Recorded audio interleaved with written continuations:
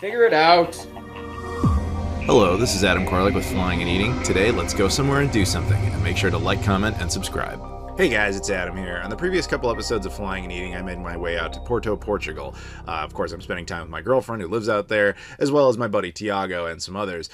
So we are going to eat more food and do more adventuring. Hey, it's a new day. I have no idea. I'm not keeping track anymore. Obviously, Tiago's back. We're wandering around various parts of Porto and Gaia and other cities and so on.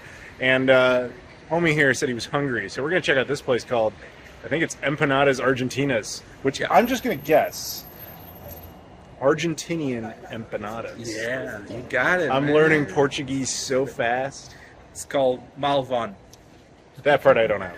It's the name Of what? the empanada place. So it's actually called... Malvan. All right, I guess I'm not learning Portuguese that well. So you excited about our little empanadas? They smell great. They do. I went with a caprese.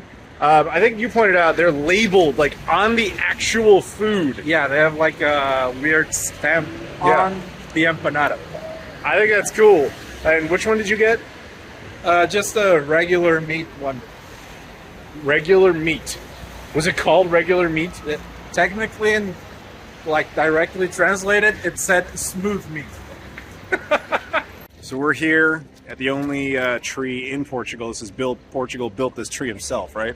Yep. Yeah, like he planted it first, and then he built all this infrastructure around it. That's actually, it looks benign, but actually it's not penetrable. No one can get past this. No one ever has. A lot of people have died trying to take this tree down. Can confirm. Yep, it's true. But anyway, we're here in front of Bill Portugal's tree to eat I got the caprese, and you got the smooth meat. smooth meat. So how is it? Yeah, that do be smooth. My caprese's filled with caprese. It's pretty good.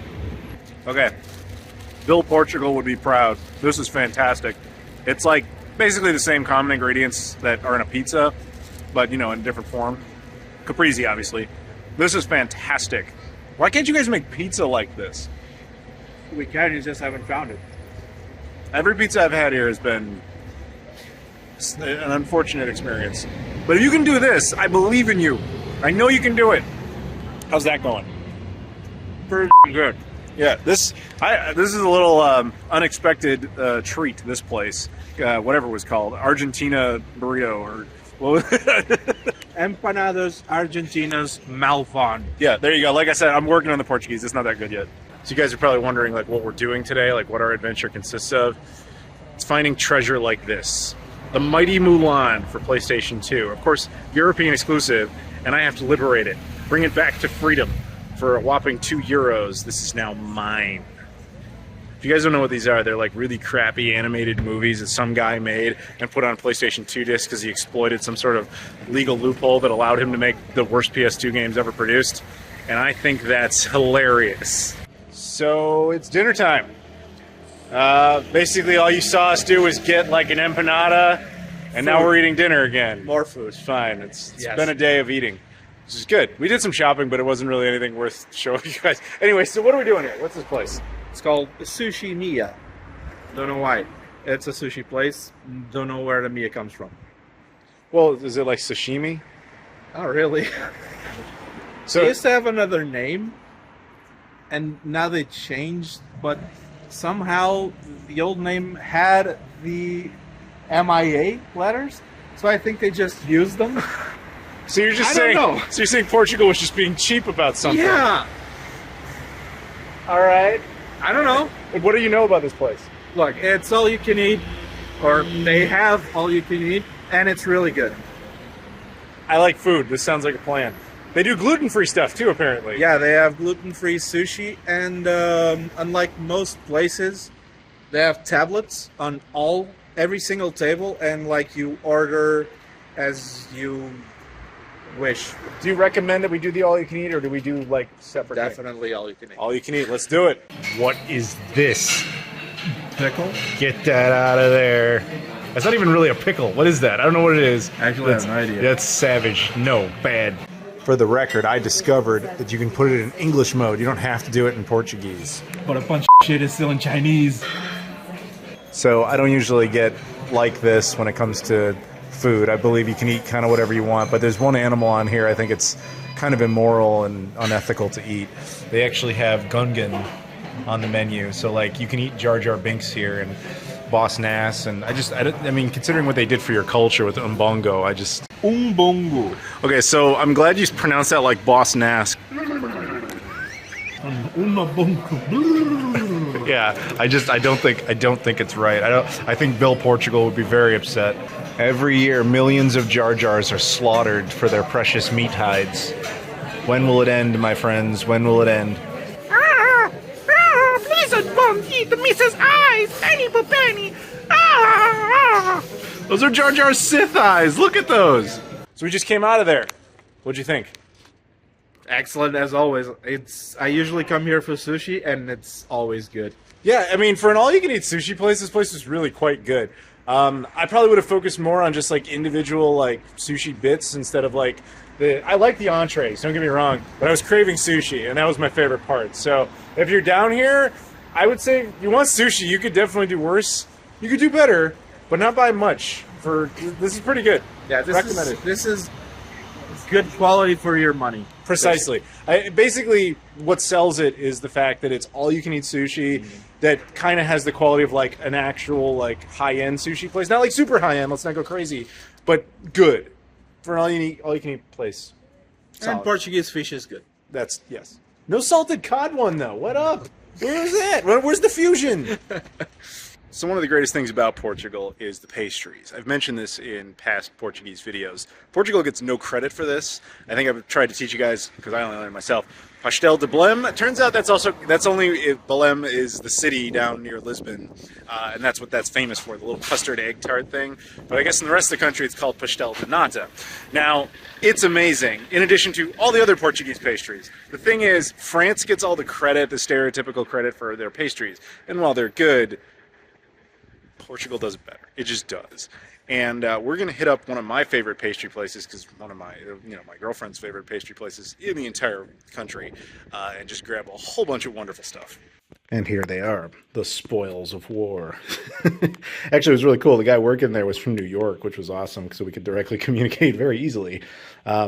Anyway, so we got all a bunch of stuff. That's the pastel de nata, but we got like random different type of egg eclairs. This is some sort of like chocolate egg custard thing. It's a coconut thing. There's like a regular eclair under there.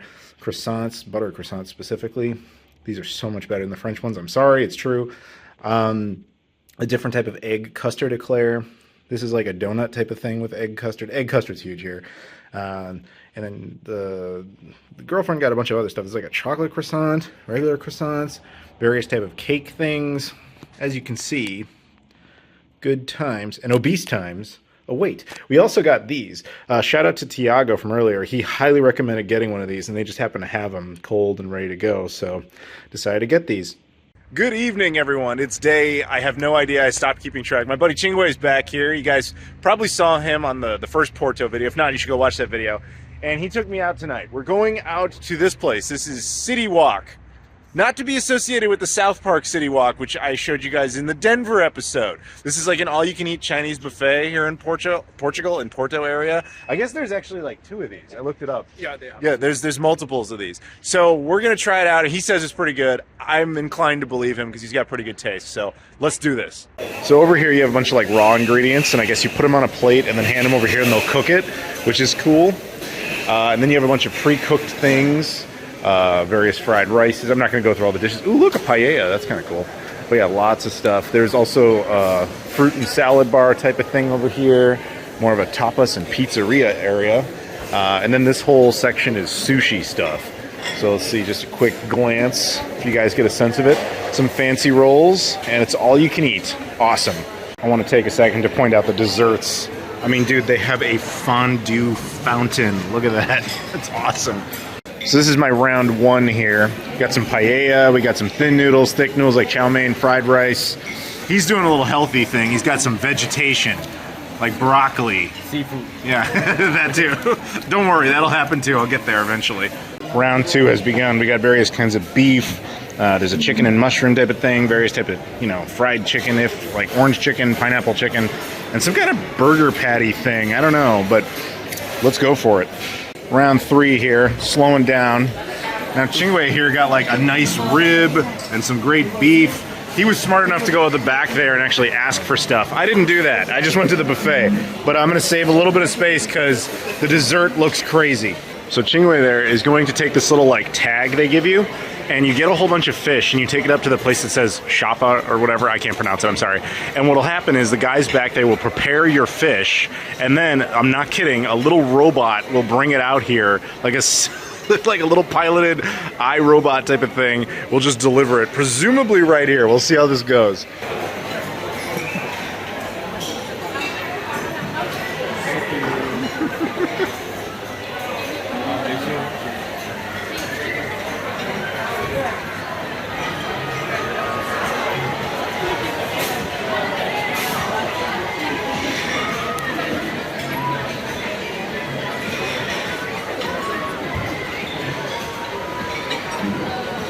This thing basically runs on like Roomba technology, so it's like it can't get out if it doesn't see a space.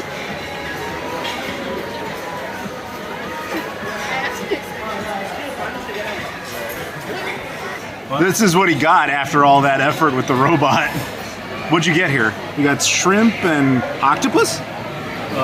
Squid. Squid, okay. Okay, round 4 is dessert. So we got some sort of flan, we got a cake thing, some sort of cream puff, some sort of chocolate, I think pudding, I don't even really know. And I have no idea what that is, but it was amongst the desserts. And yes, don't worry, I'll get the ice cream, I promise. So I've got some ice cream here. We got chocolate, we got strawberry, and we're gonna try and fuse it with that, just like all these people are doing. All right, so in order to do this, I'm gonna have to use one hand here and one hand for the camera. So we're gonna cheat a little bit. Fortunately, they put this plate out, so. Yeah, look at that. Boom. Okay, so as you can see, the fondue has kind of like frozen to the ice cream, which is really cool. It's the point. See, once it freezes, it becomes like a chocolate chip type of thing mixed throughout. It's really cool. So we just got out of there. Chingwei's already in his car. He's full. We had a great time. This place is really good. I'm not gonna say it's like gourmet food or anything, but it's like $15, $16 equivalency.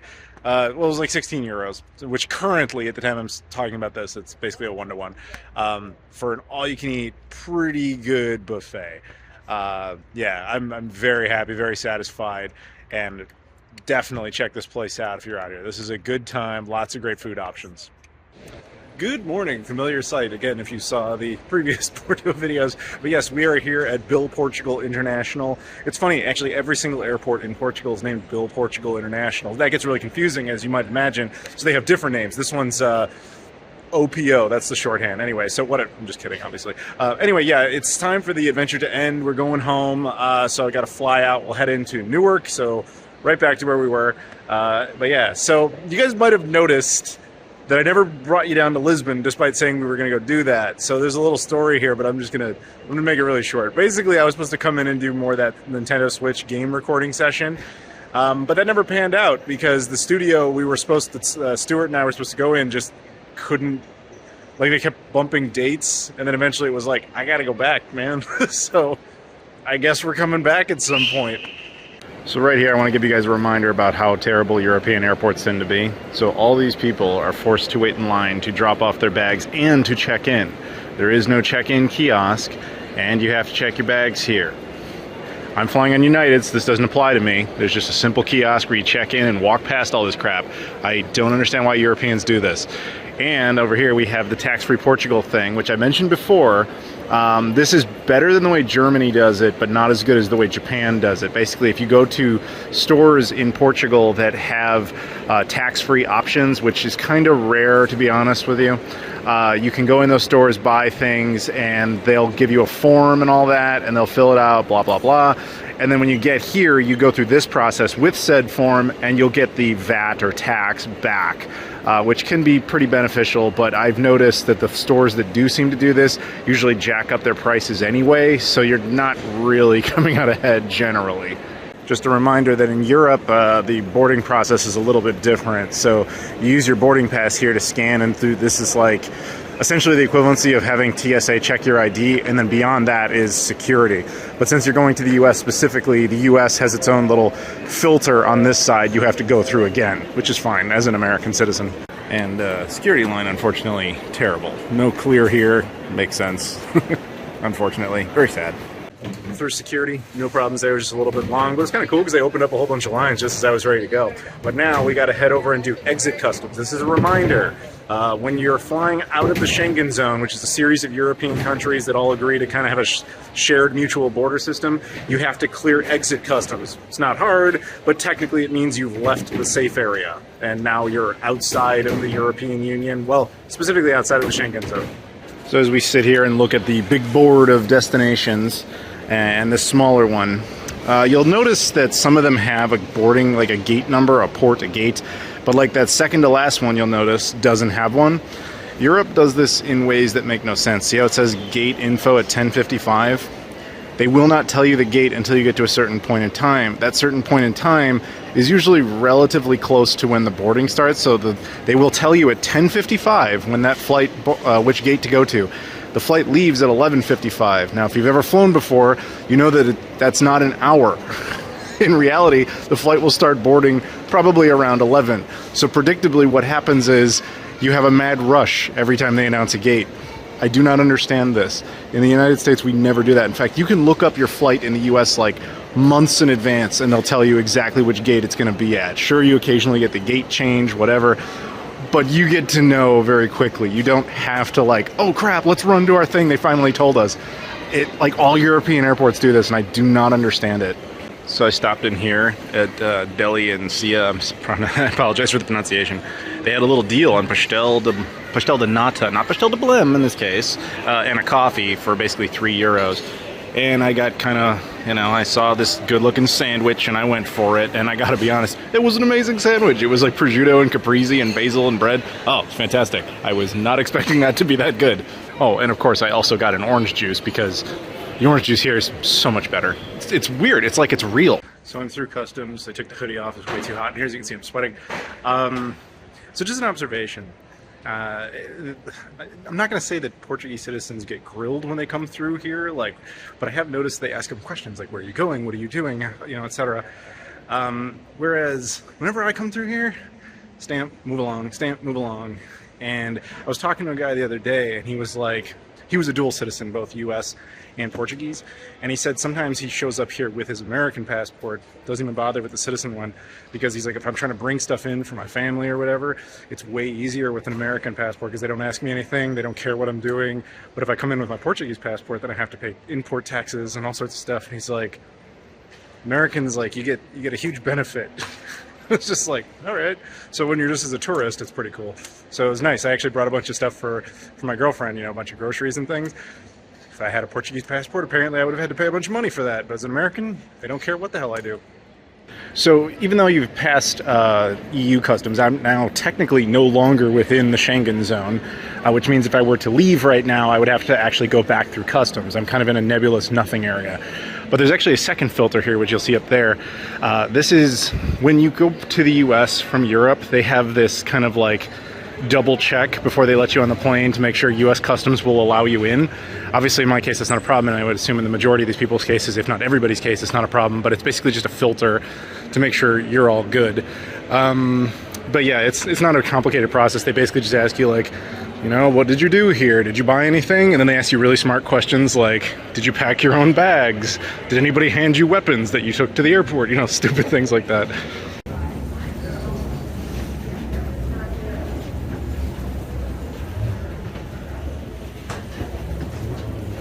Pedimos por gentileza manter o corredor principal liberado, permitindo o livre trânsito dos passageiros que se encontram detrás de vocês. Okay, so we had dinner. It was like this Indian chicken with rice and like a caprese salad and ice cream, strawberry ice cream. It was way better than it had any right to be. This was surprisingly fantastic for like in-flight food. Later we had a little breakfast sandwich thing. It was turkey. It was fine.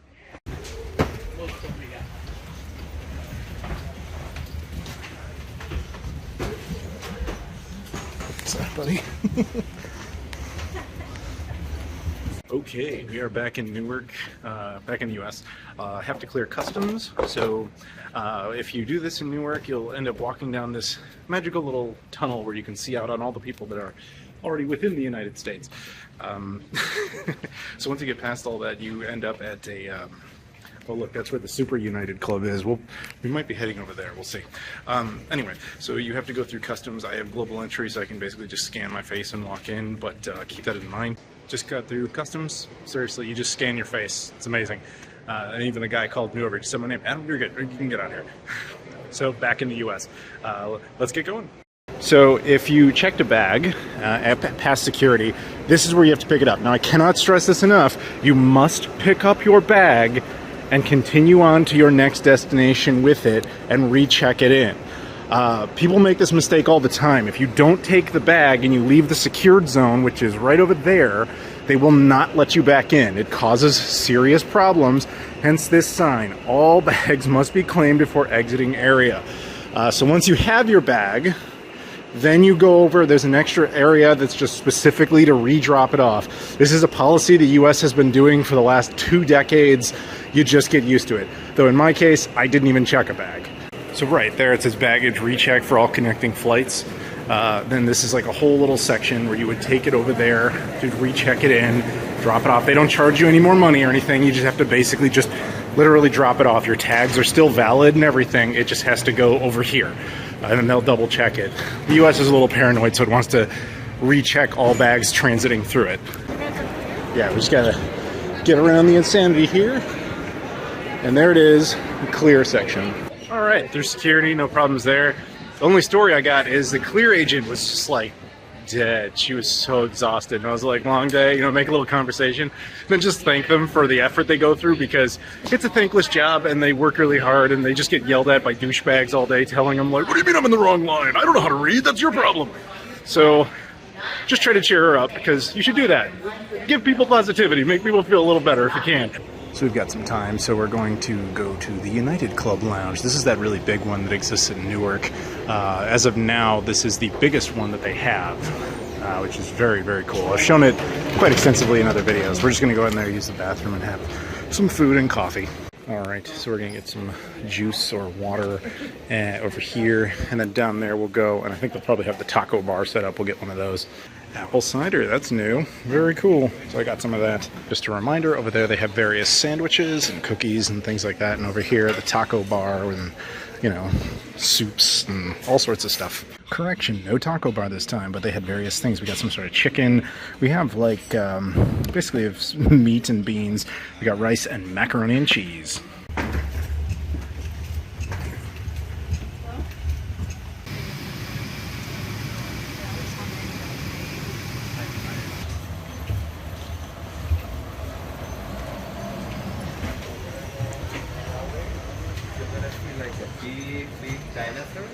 All right, so I am now back in Chicago. I'm home. It's been a long day. It's not quite over because I still got to actually get home. So I need coffee, so I'm going to stop in the United Lounge and do that. Free espresso, always good. Now, that'll about do it though. Thank you guys very much for watching. Hope you enjoyed this. Do me a favor, like, comment, subscribe, of course. Check out the social media stuff. Hit me up there, Twitter, Instagram, Facebook, Discord, Patreon, etc. I appreciate the support. Thank you very much for watching, and I'll see you all later.